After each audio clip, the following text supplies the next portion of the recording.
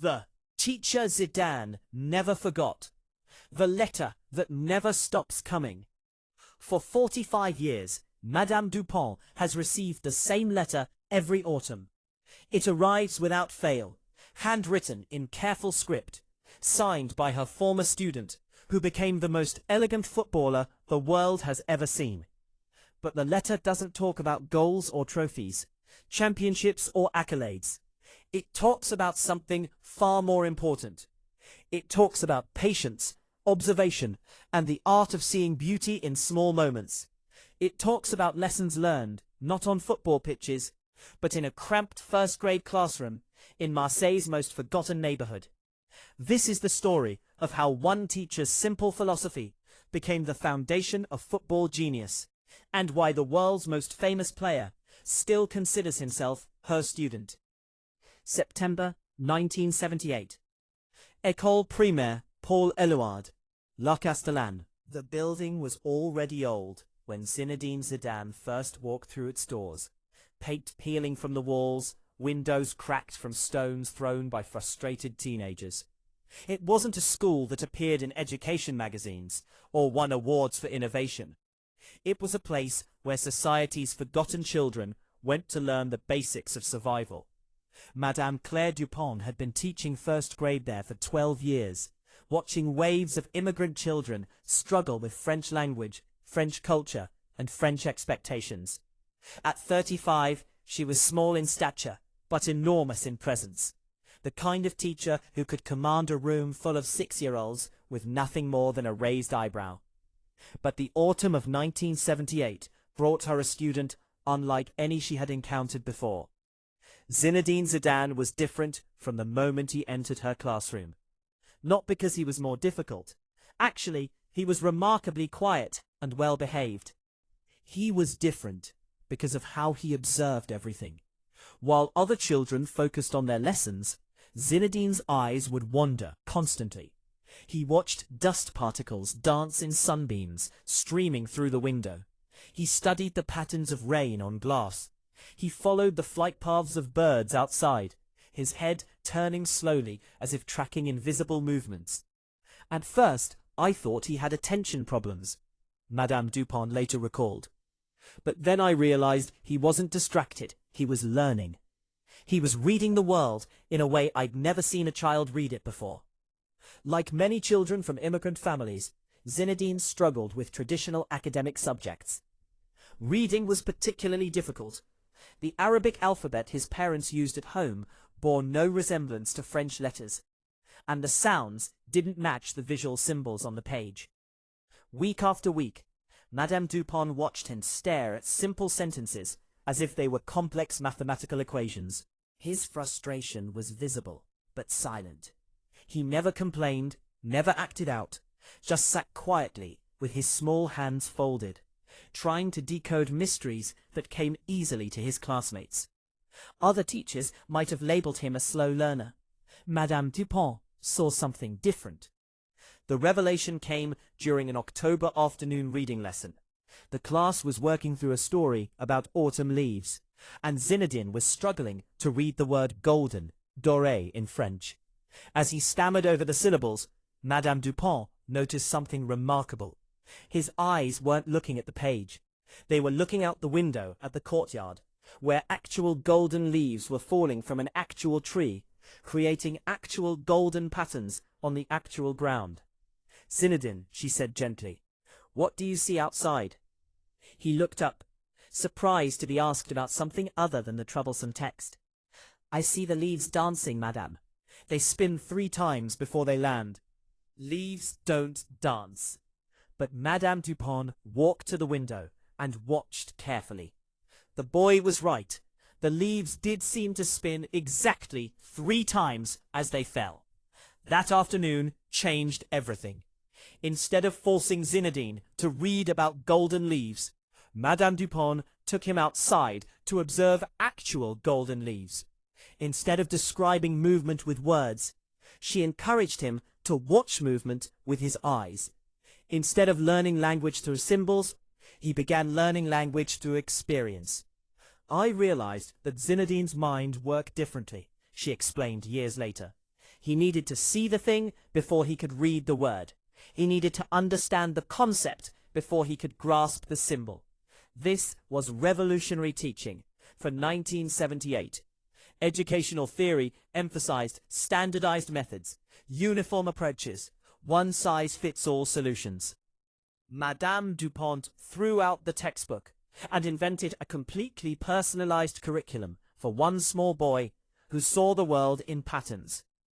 What followed were months of what Madame Dupont privately called observation lessons, educational experiences that seemed to have nothing to do with traditional learning, but everything to do with developing Zinedine's unique way of processing information. They would spend afternoons watching pigeons in the schoolyard, counting how many steps each bird took before taking flight. They studied cloud formations, tracking how shapes changed over time. They observed other children playing football, noting how the ball moved differently depending on the surface it rolled across. Madame Dupont taught me that watching carefully was more important than watching quickly.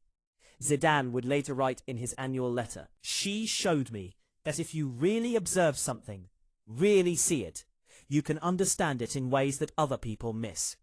But Madame Dupont's most important lesson wasn't about observation. It was about patience. In a world that demanded immediate results, quick answers, and instant gratification, she taught Zinedine that true understanding takes time.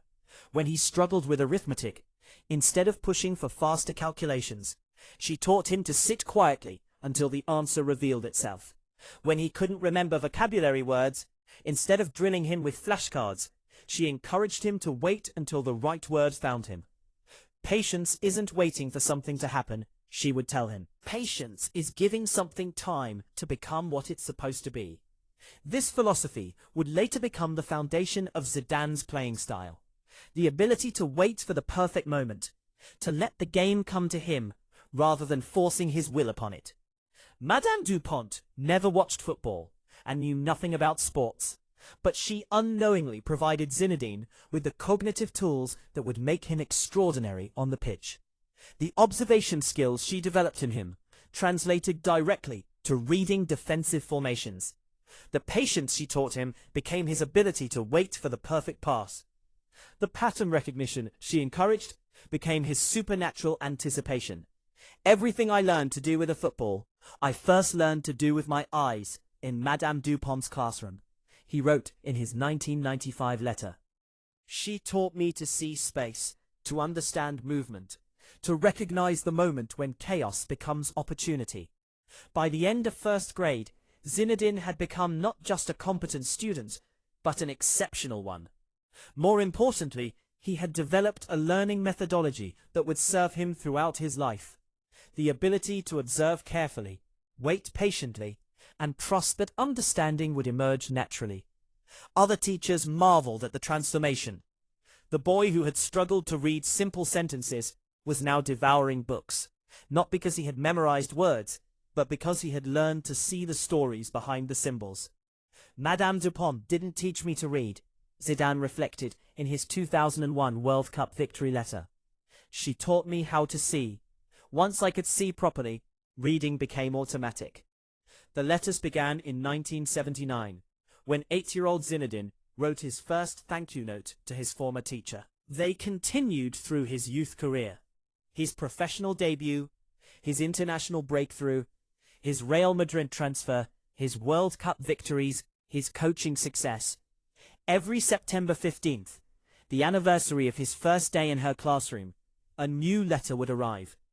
Handwritten, always in French, always respectful, always connecting his current experiences to lessons learned decades earlier.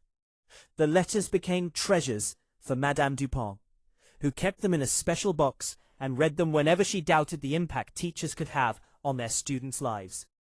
What made the letters extraordinary wasn't their connection to football fame, but their focus on fundamental human experiences. After winning the 1998 World Cup, Zidane didn't write about the glory of victory. He wrote about the patience required to wait for the right moment to head the ball into the net. After his Champions League triumph with Real Madrid, he didn't describe the celebration. He analyzed the pattern recognition that allowed him to anticipate where the ball would be before other players knew where it was going. He never bragged about his achievements, Madame Dupont observed. He always connected them back to the simple lessons we had learned together.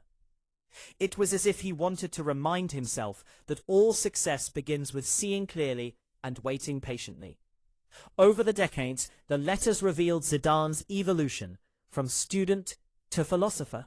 The boy who had struggled to read simple words became a man who could articulate complex ideas about observation, patience, and the art of seeing beauty in small moments. His 2006 retirement letter was particularly profound. Madame, you taught me that every ending is also a beginning, that every pattern completes itself before starting anew. As I finish playing football, I begin the next phase of learning to see what comes after seeing. When Zidane became a coach, Madame Dupont's lessons found new expression. His training methods emphasized observation over drilling, patience over intensity, understanding over memorization.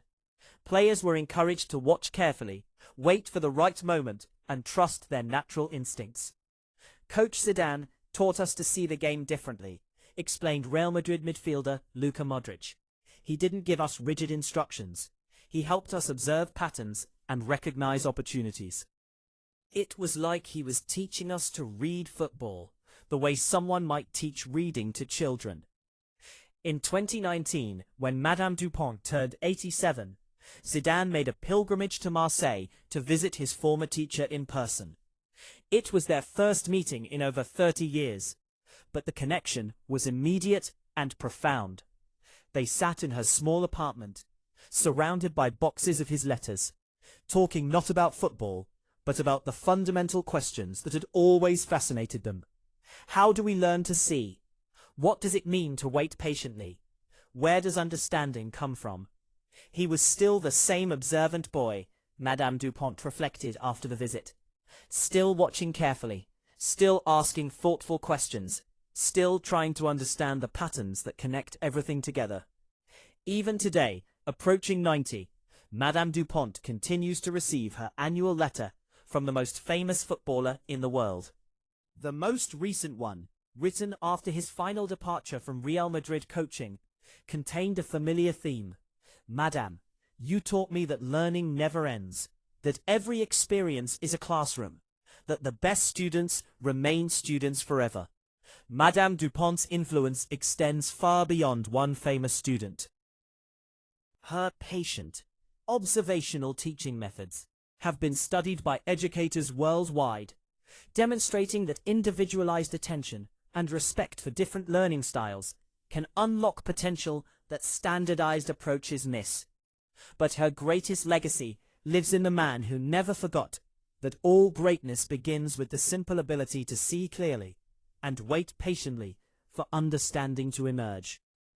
The story of Madame Dupont and Zinedine Zidane proves that the most important teachers are often the ones who see potential where others see problems, who offer patience where others demand quick results, who teach students not what to think, but how to see. Every September 15th, when that familiar handwritten letter arrives in a small Marseille apartment, it carries the same essential message. Thank you for teaching me that the world is full of patterns, that patience reveals truth, and that the most beautiful lessons are learned not through force, but through careful, loving observation. World obsessed with immediate results and instant gratification, the annual letter from football's greatest artist to his first teacher reminds us that some gifts, the gifts that truly matter, take time to unwrap, understanding to appreciate, and a lifetime to fully comprehend.